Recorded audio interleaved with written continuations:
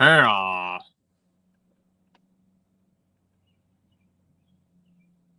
Welcome to the pod, bruv. Welcome back into the Chris Mathis podcast. I'm your host with my co-host, Spencer Mathis, once more. Got a lot of football to get into today, a lot of quarterback talk too. Patrick Mahomes and his legacy, and even Lamar Jackson. And also, I think the bigger story is Baker Mayfield and Kyle Trask in the quarterback competition here in Tampa Bay. But again, glad that you guys have joined us here on TCM Pod, which is brought to you by Ivy Log Meat Processing. Newly renovated shop with great staff that are booking harvest dates right now. Contact David and the crew, 706-745-0011, or visit ivylogmeatprocessing.com and check out Ivy Log Meat Processing on Facebook as well.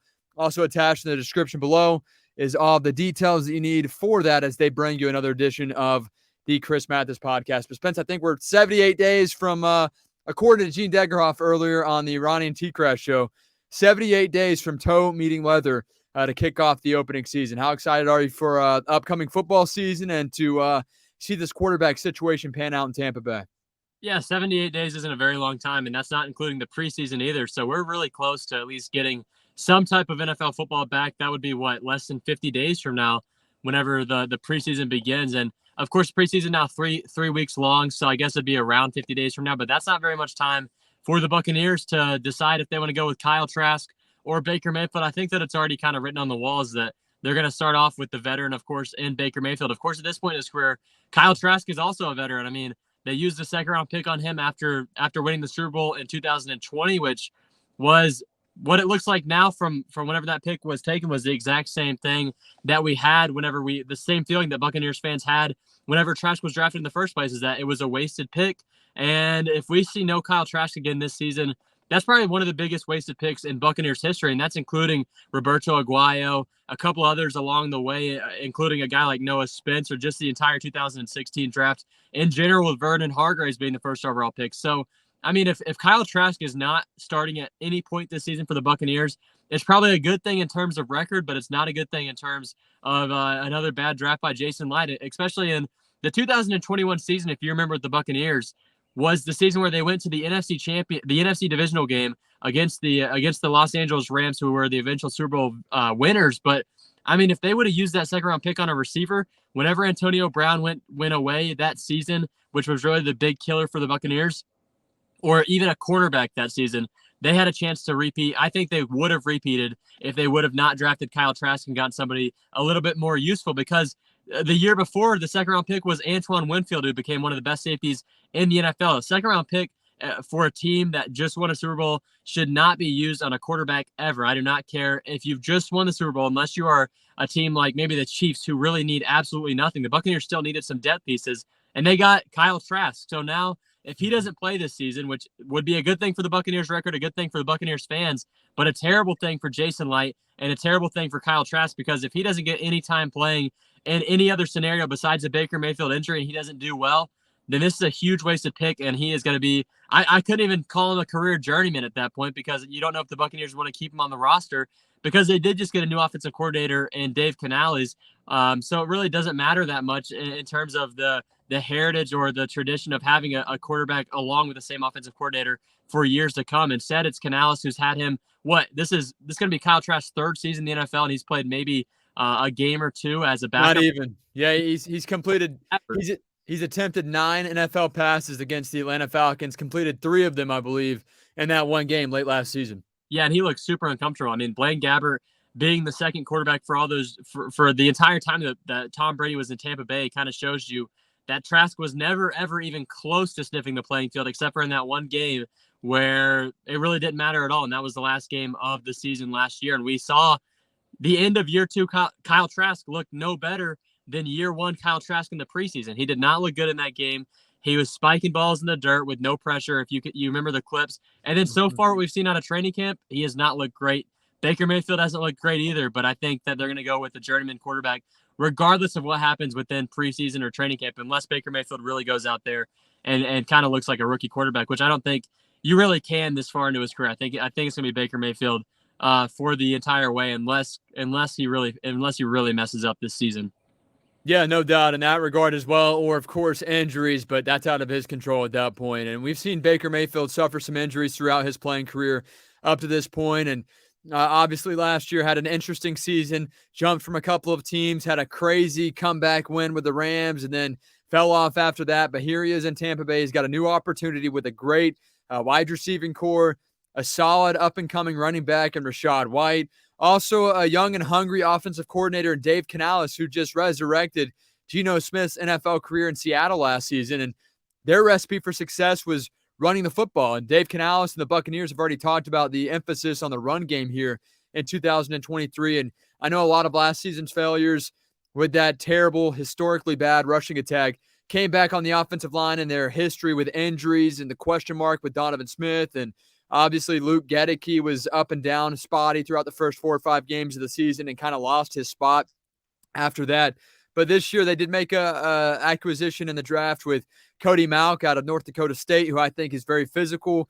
Obviously, he does have some issues in the pass protecting game, or I don't even know if I'm going to call it issues, but up there in that North Dakota State football, they do run the ball a lot, and he's got phenomenal run blocking skills. He's a little bit shorter in terms of arm length, so there's some question marks there when it comes to pass protection, but he is young and hungry. And also Ryan Jensen on the offensive line as well. Tristan Wirfs will be on that left side, protecting the quarterback's blind side at left tackle. So I do think it's, looking up here for the Buccaneers offense in terms of potential. I'm not saying better than Tom Brady or better than what we saw a few years ago when the Buccaneers won the Super Bowl. However, I am saying in regards to creativity and formations and, dressing up windows before they snap the ball and moving guys in motion before snaps, I think you're going to see a lot of that here in Tampa Bay. And having a mobile quarterback in Baker Mayfield definitely helps fit that mold with Dave Canales. And it's a very similar build to Geno Smith in terms of athleticism as well between Baker Mayfield and Geno Smith. Yeah, the thing with good running teams in the NFL is you see 2 really good running teams in the NFL, in my opinion. I have the San Francisco 49ers and the Baltimore Ravens whenever Lamar Jackson is playing. And the thing is, you don't need a mobile quarterback because the 49ers do not have a really mobile quarterback, and they're the best running team in the NFL. And the thing is, the reason that the 49ers can always go further in the playoffs than the Baltimore Ravens is because the 49ers have some receivers that can go up there and make contested catches. The Baltimore Ravens do not have that, and that's why in the playoffs, running can only get you so far. But with this Buccaneers team, it's set up nicely, exactly like the Seattle Seahawks were last year. And they got in Ryan Neal, a former Seattle Seahawks safety as well. They've got a lot of the defensive pieces that they've had over the years. Running defense is probably going to be the only thing they've really got to worry about. But, I mean, the defense looks good for the Buccaneers. And in my opinion, they're set up a little bit more like the San Francisco 49ers than they are with the Baltimore Ravens. So with the Buccaneers and Dave Canales being the offensive coordinator now, a guy that wants to run the ball, which they did a ton last year in Seattle with Kenneth Walker being so good last season for them before the injury. I mean, they've got contested receivers to make the huge catches as well. I think that's a team, the Buccaneers with Baker Mayfield, if they can really establish the running game, which is going to be the big key, which is a very big if, because last season they're one of the worst teams running the football, if not the worst team ever running the football. And they had Rachaad White, they had Leonard Fournette. Of course, Fournette not the same as he was, but I mean, those are 2 running backs that are serviceable. And this season, it's going to be all Rachaad White. And I think that if they can establish the run with a guy like Baker Mayfield at quarterback, who during his prime in the NFL, which you could call it his prime, his best couple of years in the NFL, whenever the Browns made the playoffs with him somehow, I mean, he was good. And the best thing that he had going for him was a lot like what you see with Russell Wilson in Seattle in terms of, well, whenever Russell Wilson was in Seattle, in terms of he's the best whenever he's on a play action pass. When he's on a play action boot rolling to his right, that's the way that he plays his best. So Baker Mayfield is going to look good in this Buccaneers offense if he can play the same as he did in the 2020 season, in the 2019 season before the shoulder injury went down. But that is a huge if, because we kind of thought the exact same thing last year with the Carolina Panthers whenever they signed him, is that makes them a decent team next season. But instead, he was terrible with them. Sam Darnold took his spot immediately after like 4 or 5 games. And we're kind of saying the same thing in Tampa this season with Baker Mayfield, but it's all going to come down to that left shoulder of his, if he can really feel comfortable back in the quarterback position again for a good team. I think the Buccaneers have a pretty good roster. Definitely a better roster than teams give him credit for. And if Baker Mayfield can look like he did 2 or 3 years ago, I think the Buccaneers can win 8 or 9 games. Yeah, no doubt about it. And that's what they did last year to win the NFC South. And I was on the Go Long podcast with Tyler Dunn earlier today talking about the Buccaneers and talking about the NFC South division. And he says that he doesn't understand why Vegas is so harsh on Tampa Bay this year. And obviously the NFL offseason power rankings have been released as well. The Buccaneers came in 30th, one time even 31st, 28, 29. The highest ranking that we've seen so far was from Pro Football Focus, PFF, and they were at 22. That's the highest. I think the Buccaneers I think that's fair. I think maybe 20 to 23, 24 is fair, but to have them anywhere below 25 is an absolute joke when you look at the roster. And I do know that there are question marks surrounding the head coach, Todd Bowles. Can he do it? He's a great defensive coordinator, but can he lead a team to winning games? And I think no matter what happens, he's not going to be okay with tanking because he knows that if they tank and they end up with a top 3 pick, that guy is fired. Todd Bowles will be fired out of Tampa Bay. And that might be it for his head coaching career. His head coaching tenure may be over for good because he already tried this, obviously, with the Seattle Seahawks, or I should say the New York Jets, years and years ago. But either way, a very interesting situation here as Spence disappears for just a split second. I'm sure he's going to hop right back on here any moment now. It is going to be interesting to see how Todd Bowles shakes out here in Tampa Bay. And I know that at the end of the day, it really will come down to the win total in Tampa regarding Todd Bowles and what happens next for this veteran head coach, a guy that's had a lot of success as a defensive coordinator, but not so much as a head coach as well. And some more quarterback talk right here on the Chris Mathis podcast.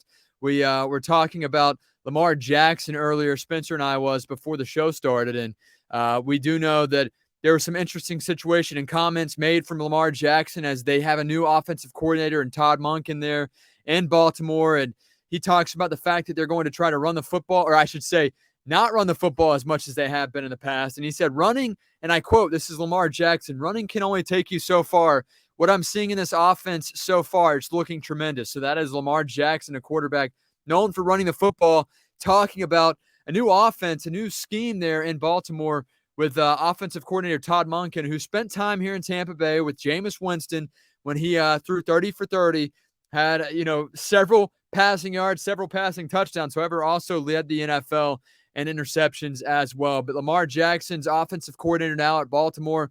Todd Monken went on to UGA, was the OC there at Georgia, won 2 national championships, trying to get back to the NFL. He does so this year, and he's got a shot with an electrifying quarterback in Lamar Jackson. And Lamar said it's come to realization for Lamar, who's now a veteran quarterback who just got paid. Lamar Jackson trying to prove that he is a champion. He's a quarterback capable of winning it all. He's 26 years old now. He's not a rookie. He's not a young quarterback anymore. He's been in the league now for a couple of years, I think dating back to, I think his first year was 2018 maybe. So Lamar Jackson no longer a rookie whatsoever. And I know that he's kind of a guy that's missed some playing time due to injuries and a couple of things stacked up. He was a rookie in 2018. He's trying to show that he can take his team to the promised land and do so. And I'm one of those guys that thinks that Lamar isn't capable of that simply because of how much he does run the football. I don't think he can stay healthy for an entire season in the NFL. And that's a big deal. I think, as my dad told me for years and years, availability is the best ability when it comes to playing pro sports, being in the NFL. And Lamar Jackson has missed some playing time. You look at the last year and played 12 games in 2022, 12 games in 2021, and 15 in 2020, 15 in 2019. He played a full season in 2018. His rookie year, played all 16 games, and continues to look to level up here this year with a new offensive coordinator. But if Lamar Jackson utilizes his tight end and Mark Andrews like he has done in the past and stays healthy, most importantly, Lamar is a freak athlete. We saw his passing touchdowns over the last 2 years sink from his 2019 season, in which he threw 36 passing touchdowns to just 6 interceptions, followed by 26 pass touchdowns to 9 interceptions in 2020. And then the past 2 seasons been a little bit rough there on the speedster and Lamar Jackson. Just a total of 16 passing touchdowns in 2021 and 17 passing touchdowns in 2022. But as we await Spencer's return back here to the podcast, yes, he can. He can join right here. He's trying to join via email. Yes, click the link. And we're continuing to talk here about Lamar Jackson. And also we're going to get into some more things regarding Patrick Mahomes, another star quarterback who is also a veteran now at this point. And I do know that Patrick Mahomes wants to win championships, wants to win games, and in order to do so, he has to, take pay cuts or, kind of pull a Tom Brady like Tom Brady did throughout his entire 23-year NFL career. We'll get into more about those comments here in just a few moments as Spencer makes his appearance right back here on the podcast. But again, Lamar Jackson has to stay healthy here in 2023 if they want to be a real deal contender. I think that, that gets talked about a lot with Lamar Jackson is, can he win it all? Is he capable of winning it all? He is if he stays healthy. However, that question mark, that dark cloud lingers with his playing style. Now, he does do a good job of avoiding hits. He's very aware. He's got great awareness when running outside of the pocket and sliding and making plays with his feet. However, at the same time, we do know that guys are going to try to lay out Lamar Jackson, take him out, because without Lamar Jackson, the Baltimore Ravens are practically irrelevant. Tyler Huntley, the quarterback there, somehow made the Pro Bowl last season. He's not actually a Pro Bowl quarterback. Technically he is, but that really tarnished the Pro Bowl, I guess you could say, accolade, in my opinion, having Tyler Huntley be in the Pro Bowl last season. And Savage Spence does join us back here once more as we continue to talk about Lamar Jackson and his comments. And Spence had like a 3-minute hiatus. He is back. What's up, Spence? How does it feel to be back here on the pod? I feel good. My iPhone failed me. It overheated somehow, even though it's 68 degrees outside and I was in a car. It wasn't plugged in. It's at 40%. I thought my phone died, but somehow Apple has failed me once more. Eventually, I'll switch back to Samsung once it's socially acceptable. But I think that Samsung users have kind of been bullied into buying an iPhone. And this is an iPhone hate right here. This is iPhone hate speech right now. So, Spence, I just want to catch you back up on, will you be my co-host, what you missed out on. We're talking about Lamar Jackson, and we're talking about his comments about his new offensive coordinator there in Baltimore, and that being Todd Monken, a guy who was in Tampa Bay with Jameis Winston, then went to UGA with the Georgia Bulldogs, won 2 national titles there with the Bulldogs, and now he's the offensive coordinator with the Baltimore Ravens. And Lamar Jackson made some awesome comments, or interesting comments. You can call them awesome if you want, if you like Lamar Jackson and you hope that he wins a championship in the National Football League. But he made comments regarding the run game there and trying to establish more of a passing attack in Baltimore, saying, and I quote, "Running the ball can only take you so far. I'm seeing in this offense so far, it's looking tremendous." That was Lamar Jackson, the franchise quarterback of the Baltimore Ravens. Yeah, and he's absolutely right there. And that kind of goes back to the very last thing I said before my Apple iPhone 13 failed me somehow, only one generation behind, decided to overheat in 68-degree weather, is that they never had a good contested catch receiver besides Mark Andrews, their tight end. Of course, they did have a run game, but even with Lamar Jackson as a quarterback in the NFL, you're going to get injured by running the ball too much. And I think that he's kind of seen that as his career has progressed, and as he at least has gotten his contract extension, or has he got? Yeah, he got the contract extension just recently. But I mean, of course, it was always with him. It was kind of like the same story with Robert Griffin III in terms of, if he continues to run the ball at the rate that he's been running, he's going to get injured eventually. Luckily for Lamar, his injury wasn't as big as RG3's, RG3's is kind of a freak incident on the FedEx Field turf. But I mean, that could have happened to Lamar Jackson too. And with them getting a new offensive coordinator in Todd Monken, who was the Buccaneers offensive coordinator when Jameis Winston was a rookie for them, and had a really good season for him his first 2 seasons, and then after that went to the Georgia Bulldogs after a couple of years with the Buccaneers. And I mean, that Bulldogs offense thrived, but of course they're such an SEC powerhouse that I don't think it mattered that much who their offensive coordinator was in the first place. But going back in the NFL, I think he was a good offensive coordinator for Tampa Bay, in which they had a good run game. Not going to be the same for Baltimore, in which a new offensive coordinator for the first time in Lamar Jackson's career. And they've always had a great running game. And even outside of Lamar Jackson last season, they were still one of the best running teams in the NFL with Tyler Huntley at the quarterback position. So the Ravens should be pretty good this season. I'm not sure exactly if they've got a really good contested catch receiver like I've mentioned a couple times with San Francisco, but they do have a playmaker. We'll see how that goes for the Baltimore Ravens. But yeah, I still can't think of a contested catch receiver that they've gotten. So it's gonna look much the same for Baltimore, in my opinion, except for the fact that they're gonna try and force the ball a little bit more, and that could be good for Lamar Jackson or bad.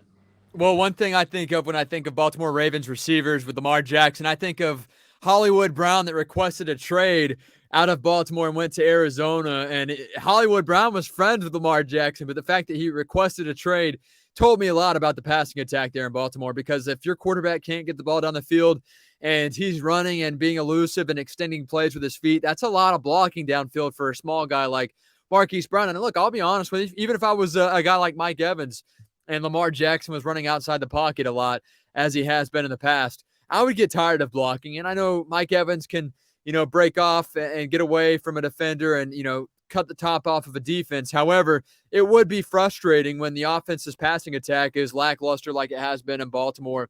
Aside from Mark Andrews, the consistent receiver that is a tight end that gets the ball like a receiver would, and the number of targets that a top receiver would on any NFL roster. Yeah, but if Lamar Jackson were to have a guy like Mike Evans, instead of having to run whenever he's extending plays, I mean, he could actually throw the ball downfield instead of trying to find a small receiver like Marquise Brown or whoever else they have out there receiver. I can't even name their receivers. And I mean, of course, they've had a couple of receivers hit 1,000 yards with Lamar Jackson, but no really good receiver to kind of go down there and make contested catches for him aside from their tight end, Mark Andrews. So we'll see how it goes for Baltimore. Of course, like I said, they still have the same speedy type receivers, but I think eventually if Lamar Jackson gets some big contested target receivers, such as like Michael Thomas, whenever his deal finally goes done with the Saints, if he can finally come back and be decent, I think Lamar Jackson could be fine. Yeah, no doubt about it. Again, I've got a cool idea I want to run by you, Spence, and I think we're going to try for it no matter what. I'll get to that here in just a moment. But if you guys want to continue to support the podcast and help this podcast help Spencer and I continue to grow in this field of work, make sure to subscribe on YouTube at TCM_pod. Also on Apple Podcast, it's really easy. Apple Podcast and Spotify. Click 5 stars. Leave a review on the podcast, and one review helps this podcast get in the feed of several other listeners and helps this thing grow. And I've got a cool idea I'm going to get to in just a moment regarding one NFL player joining us here on the podcast. That's the game plan, but I'll keep that quiet for just another minute or two. Spence says, I want to talk about your boy Pat McAfee, and welcome to the pod has been our intro here. You kind of snagged that a little bit from your guy, Pat McAfee, but he recently, and I don't know all the details, I'm not sure if you even know the details, but he recently signed on with ESPN, which is a huge deal. I'll be honest with you, I never took his style as one to make it on ESPN, but I was proven wrong. It's now a thing. Talk about what you know about Patrick Mahomes, Pat McAfee's deal with ESPN, and this opportunity for a guy like Pat McAfee. Podcasters now have hope in regards to potentially getting on television someday. Yeah, that's the thing. You would never expect a guy like Pat McAfee's show to work out like that and end up on ESPN, but that shows that the way that people are watching TV is kind of turning more into how they're watching social media in terms of the sports talk shows of the past, in terms of like Stephen A. Smith, Skip Bayless, and then the other ones in the NBA as well. Those are going to be going by the wayside soon in terms of people really just do not sit down and watch television as much as they used to in the early 2000s, even heading into the 2010s. But since technology has really taken over, I think I've talked about this a couple of times, a guy like Pat McAfee and his show is going to thrive on SportsCenter because it already does on YouTube. They average, I think, 70,000 watchers per day on YouTube in terms of, I mean, that thing starts at 12 in the afternoon when most people are at work, ends at 3 when most people are still at work, and people still decide to tune in to watch Pat McAfee. So seeing him on SportsCenter is going to grow him even further, but of course he's going to have to change a little bit in terms of slowing down the curse word usage. And how do you feel about that as a diehard Pat McAfee fan? Do you feel like this is – because really that, in my opinion, as an outsider looking in who's maybe watched 25 minutes total of Pat McAfee, and I respect what he does. He's a hustler. He's good at what he does. It's just not my cup of tea. But as a guy like you, a huge fan of what he's done to get to where he is today, I feel like that recipe for success is what separated him to get to where he's at today, to get on ESPN. And now it's going to be taken away in a sense. Yeah, but I mean, the thing that people are really worried about is him being more scripted as time goes on. But exactly.